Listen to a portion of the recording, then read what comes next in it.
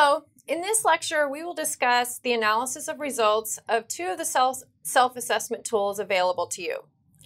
First, let's look at the Myers-Briggs assessment. Once you finish that assessment, you'll be given a result that contains 4 letters from the following. You have E for extroverted or I for introverted. So this means, do you prefer to focus on the outer world or on your own inner self or world? Second, you'll have either an S for sensing or N for intuition. Do you take in information and process it at the basic level, or do you prefer to interpret, analyze, and add meaning to the information? Third, you'll have T for thinking or F for feeling. So do you make decisions based on logic or by the people involved and other special circumstances? The last is J for judging or P for perceiving. So do you prefer to have things decided for you, or do you like to stay open to new options or ideas?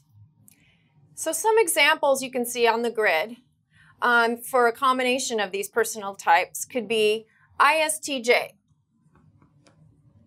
You are prone to introverted sensing with extroverted thinking. Or ENTP. You are prone to extroverted intuition with introverted thinking. So what does all of this mean, and how does it help you? Once you understand your personality type, you can create a unique approach to how you deal with information, decisions, and other people. Let's take, for example, INTJ. They live in the world of ideas and strategic planning. They value intelligence, knowledge, and competence, and typically have high standards in these regards, which they continuously strive to fulfill. To a somewhat lesser extent, they have similar expectations of others. You will find out the strengths and weaknesses of this personality and then be able to formulate a plan for improvement. For an INTJ, improvements could include 1, focusing on consciously trying not to use their judgment to dismiss ideas too early. 2, use your judgment against your own ideas. Most MBTI assessments will give you a detailed analysis with suggestions for improvement to help you deal with the world around you and your career as a result. Next, let's look at the results for a DISC assessment. The DISC assessment, like the MBTI, is a personality assessment and will give you results that look similar to a pie chart.